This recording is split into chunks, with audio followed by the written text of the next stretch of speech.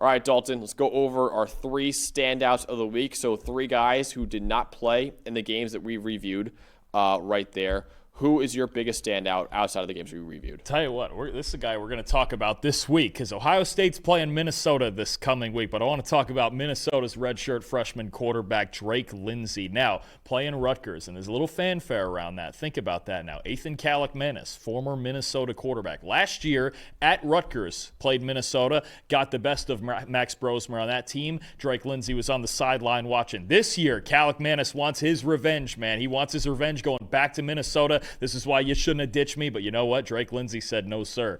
I'm a redshirt freshman. He's got an 80 PFF grade at least in each of his first 4 starts in this game. 85.1 passing grade, 31 of 41, 325 yards, 3 touchdowns, 3 big-time throws, game-winning drive against Kalakmanis and Rutgers. And I want to point out just too with all these games, we got a few of them here. 10 of the 11 games we reviewed were 1-score games.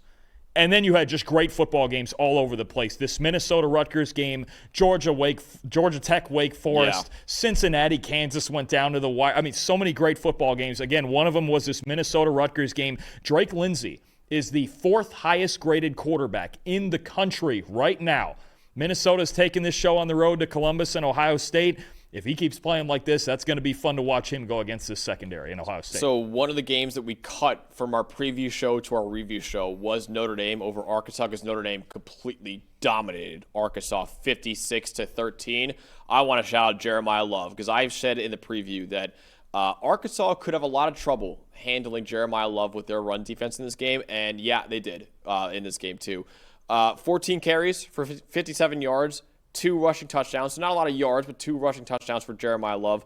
Had 3 broken tackles for a 21% rate, but he also caught all 5 of his targets for 70 yards and 2 receiving touchdowns too. So 4 receiving touchdowns for Jeremiyah Love all came in the first half of this game too. One of the receiving touchdowns was a disgusting play where he spun away from a defender right when he caught it. It's like he has a sixth sense out there. He was very quiet in week 1 because Mike Denbrock really relied on CJ Carr, I thought, too much in that week 1 loss to Miami.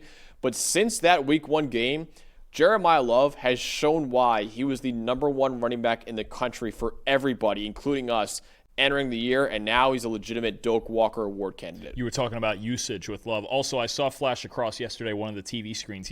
I believe he's the first player in Notre Dame history with 2 rushing and 2 receiving touchdowns in the same game. Yeah. Which is, I mean, at this point, and like I said, all in the first half. Been a lot of great players. Think about it this way. He played 36 snaps in this game. You talk about usage, got 19 touches. 50-50 whether or not Love was getting the ball. And honestly, as good as he is, I'd give him the ball half the time too. And I just want to shout out real quick too, CJ Carr's been fantastic. Oh, it's been great.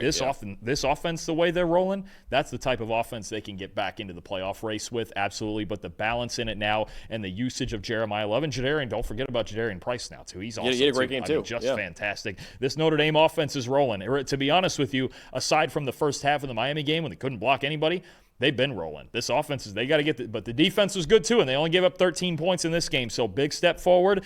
If you were going to start a 10-game winning streak here with the last 2 games, this is how you want it to look. So Dalton, guy, when we mentioned the Iowa offensive line, the only reason why Jennings Dunker was not the highest graded right tackle in the country is because your guy up next was the highest graded. Yeah, and listen, I promise you, I'm not just trying to beat up on Syracuse here, okay? Because it was a rough one for them. It was tough. It was tough for them. It was a tough day for me yesterday. But when a guy stands out like this at right tackle, Duke's right tackle, Brian Parker, man, oh man, 88.1 overall grade in this game, 88.1 run blocking grade, 9 positively graded run blocks. He was pancaking people, Max. When I tell you I had to put on these clips, he was mauling people up front, and he's been doing it all year. Your highest graded offensive lineman in the country, any position, is Brian Parker by a good margin too, with a 94.3 PFF grade and a 95.1 run blocking grade. NFL scouts, Duke Blue Devils, right tackle, Brian Parker, get on it. Yeah, he is a stud. He was one of my top 10 tackles entering the year, and he looks like even better than that right now too.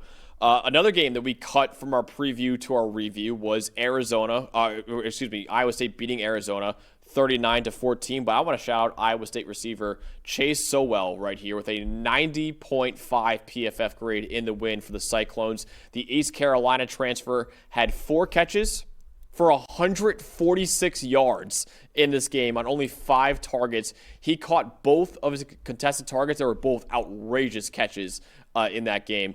And he also broke 3 tackles after the catch. He averaged over 8.1 yards per route run in this game. If you're like getting at 3.8, 3.9, that's elite stuff. He averaged 8.1 receiving yards per route run in this game.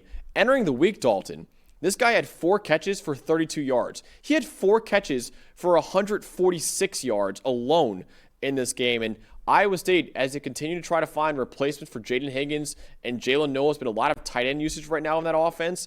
He could be a guy that's going to break out in that system. And right now, Iowa State, 5-0 start for the Cyclones. It's the second year in a row they're 5-0 to start the season. Yeah, the stat floating around, it's true. And actually, Arizona State has passed them in 12 personnel usage, which is weird. But Iowa State even can get into 3 and 4 sometimes. But for a team that's been using tight ends more than any other in the country, for the Cyclones, it's so big for them to get a wide receiver performance like that. And now they can start to mix up the personnel just a little bit and really expand this offense. If that's what's going to happen out there in their wide receiving core, the dominant performance like that, well, Iowa State gets to be a real house, too. The top of the Big 12 is getting fun right now. Yeah. It's getting really, really fun with the way some of these top teams are playing and figuring out their offense as they go. And how about Desert Devil in the chat saying Ames, Iowa also has a great municipal airport. Food vending machines are top shelf in the Ames, Iowa airport. Well, who doesn't love a good vending machine? So, Are you kidding me? Yeah. Shout out to Iowa State for having a great receiver in Chase Soell and having a great municipal airport with great vending machines. Anywhere with great food, especially if it's that convenient. I need Desert Devil's like top 10 vending machines he's ever gone to. I need that right now. Oh, at least the locations of them. That's great. Yeah, that'd be elite stuff. I never thought of that. Vending machine towns. You know you've seen those fancy ones they have in like Tokyo and stuff where you get like just like a whole slice of pizza out of a vending machine. We need more of that here. We do. That's what we need. All right, Dalton, your last shout out is so producer Quinn, who went to Louisville. You're shouting out another Quinn who's at Louisville right now. Absolutely. We've got a Louisville Cardinal named Quinn in the production room back there, and we've got a Louisville Cardinal named Quinn who's going to be a standout. TJ Quinn, the linebacker for the Louisville Cardinals. This was another barn burner I didn't even mention. Louisville and Pitt. This was a fun football game too. 34-27 Louisville. What a ball game this was. But linebacker TJ Quinn, 90 PFF grade, 90.3 coverage grade. 2 fourth-quarter interceptions. One that led to Louisville's go-ahead touchdown. The other at the very end of the game that sealed the game for the Cardinals. Also an 87 pass rush grade as a blitzer with 5 pressures.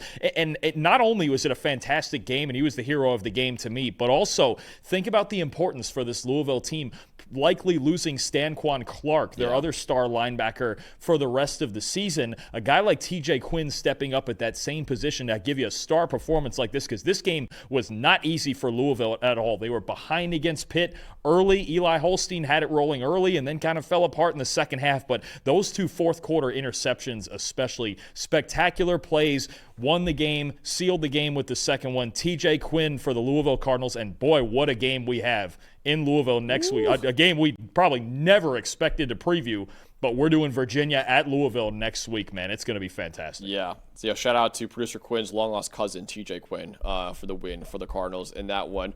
My last shout-out is Dylan Stewart, the edge rusher at South Carolina. No surprise here. He was dominant against Kentucky, just like he was against Kentucky in his true freshman year, too. 35-13 win for South Carolina over Kentucky. Dylan Stewart had a 90.7 PFF grade in the win, 89.7 pass rush grade. He had 2 pressures and a strip sack that was returned for a touchdown and only 18 pass rushing snaps.